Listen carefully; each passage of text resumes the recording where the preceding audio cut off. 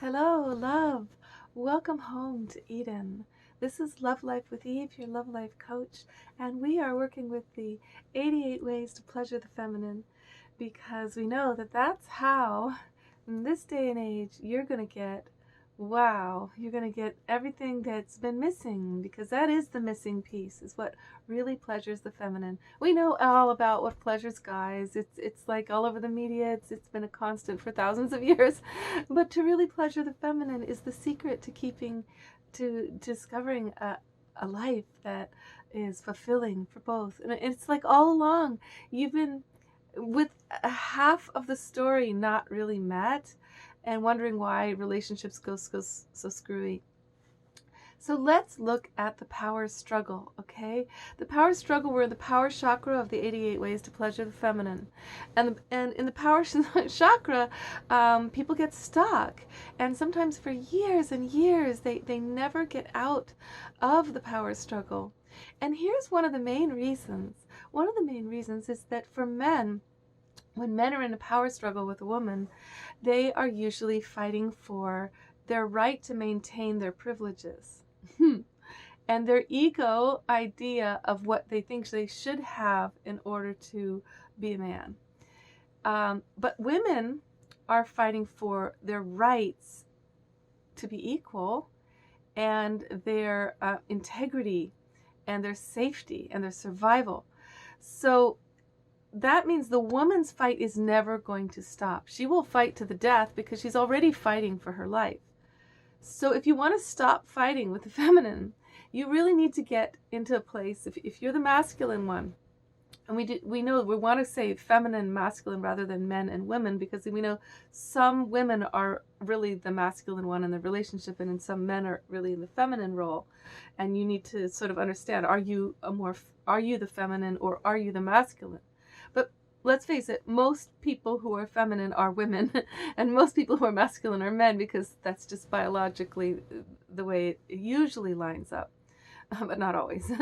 So basically, if the woman's fighting for her life and for her rights, she's never going to stop fighting. She's going to be completely adamant. And so if the man will realize that he's got all these privileges and he needs to listen, and he goes with the feminine and he becomes a little more yielding and more willing to fulfill her desires and meet her where she's at.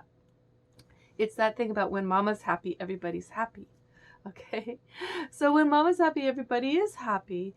And that's because the feminine, whoever's the feminine one, is inclusive. She's seeing the whole picture. And she's about, she's about more than just herself. But also she's in tune, if she is about herself and you in the relationship, she's more in tune with spirituality and emotions and the physical needs that keep things fair and equal. She's giving a lot more than you see or realize. So to get out of the power struggle, the first thing the masculine needs to do is to go, I'm going to listen and I'm going to follow the feminine. I'm going to validate her requests and needs rather than disqualify them right out, which is what most men do. They just say, that's invalid, whatever you're wanting, I don't want to do that, I don't have to do that, I can get another woman. And nowadays you can sleep with a woman on Tinder, whatever, with no connection, and you can get another woman, but you can't get another woman who's going to love you and going to be with you and have a life with you, because all women are the same in that when it comes to our needs, we're going to fight to the death. Because we've already been so trampled and we've already realized that there's nothing in it for us if the man's not listening and responding to our needs and requests. Okay, but now the power struggle though and we know that people do need to compromise, right? That in the power sharing, you do come to the place in relationship where you're like, okay, let's give and take here, learn from each other and help each other and give to each other's needs. But there is this thing that is really sad and really ridiculous, which is that a couple reaches a point where they think they need to be in competition for what they desire, and they think that the other person needs to be like them in order for them to ever get their needs met. Now, this is not true. Hands down, it's not true. Okay? You can have your needs met, and you can be completely different than the other person. Yes. And they don't have to be like you to respond to what you're asking for. Okay, so when people meet in the beginning, it's all romance, and the romance is like, oh, I love them because they're just like me, and we're just saying, woo, birds of a feather, and we want everything the same, and it's so dreamy. And then at a certain point, when the romance bubble bursts, it's because you suddenly see who the other person is. And when you see who they are, you're like, oh, I thought you were someone different. But maybe it's even better when you discover who they are. Maybe you realize that the actual underlying chemistry, like the reason you were attracted to each other, was actually because of your differences, which is really where the dynamic energies are, is when we're different enough from each other and we have polarity, we grow and we transfigure, and we come into all these new places we never would have explored ever, except for that they're different from us. Oh, so interesting, right? So so that would change, like what the perfect person for you would be is somebody very different, but you wouldn't be in a power struggle. You would be instead in power sharing. And then when you get to a more evolved place, it's actually empowerment of each other. Like you're consciously doing things to help the other person be more powerful. Yeah. And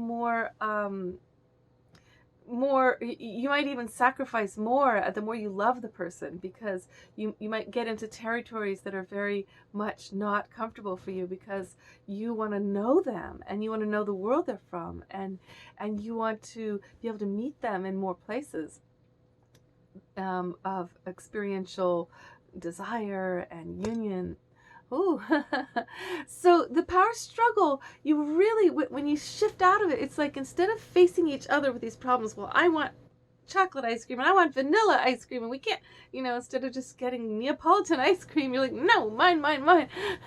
You both face towards the problem instead of at each other. When you face towards the problem, you go, okay, we've only got 50 cents. We can get one thing of ice cream. Is there a flavor that's Neapolitan, that has, or is there a different flavor?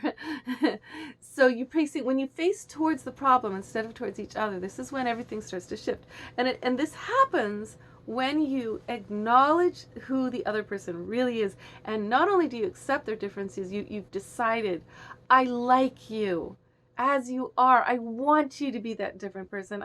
I admire this person that you are. I just love your energy. I love your spirit and your soul. That's why I'm here. Not to make you be like me or because we do everything the same, but to enjoy the dynamics of our differences and to grow together. Okay. So the power struggle it's just natural. It will destroy you if you stay in it. The men need to be more yielding to the women. Know that it will never end. You're never going to win with a woman, because it is true that we are fighting to the death. And why does that come down to that? Well, because for women, like you guys, when you like say you're having a fight with a woman, you're just going to throw her out or just, make her leave, or like this guy just did to me. Basically, you're not risking anything. But for us women, when we start to get trashed by a guy, we're in danger physically. We get, like, I have had a guy try to strangle me because he didn't understand what I was doing with my mentor. I for these shows, I have a sexuality mentor who I talk to. And he gives me great ideas for these shows and helps me be more educated. And we have a funny, flirtatious relationship that's just full of jokes. He's not my lover. He never will be. But my one of my exes like misunderstood or didn't like the fact that I had a mentor in this realm of sexuality, and it almost tried to kill me. Like when we women stand up for ourselves and our truth, and because I was saying to him that I need this mentor, this is part of my life, this is part of my show. He didn't understand. He went into a rage, and this has happened to me so many times, being chased down by men because I didn't give them what they thought they were going to get. Getting restraining orders, because of jealousy. We get in danger for our physical lives, guys. When you guys flip off the deep end, you're bigger than us, you're more violent than us, intense, we also we could become in danger for our reputation, because you guys will speak badly of us, like we're bitches, whores, whatever, and you'll ruin our we'll get in danger for our work, for if can we keep our work going, because we'll get so emotionally damaged by you guys in the power struggle when you won't listen to us. Us women will tank, and we won't be able to keep our work going, and I'm sure this has happened to you too as men, like if you were in the more feminine role with a masculine woman, so the thing is, but the feminine is fighting for her life, and she's fighting for her rights, for her equality. And when all of that jealousy comes in and all of that controlling of her, then she doesn't have a right to speak. She doesn't have the right to just dress the way she wants to in a attractive, sexy way without evoking his suspicion. Everything becomes like we have no rights, and we're hiding, and we're under suspicion and under surveillance. So this is a real sickness that you guys have to realize. When you're in the power struggle, you guys are usually just fighting for your privileges. You don't want her to have her freedoms. You don't want her to have that much power. You don't want her to have as much money or more money than you. You don't want her to have her equality, because you're pinning your own self-worth on being better than her or more than her or a provider in a way that she's got to be diminished. So I'm asking you to stand into the power of real providership, which nowadays what women want you to provide is emotional connection and love, continuous stand in the fire of growing, deepening intimacy. Woohoo!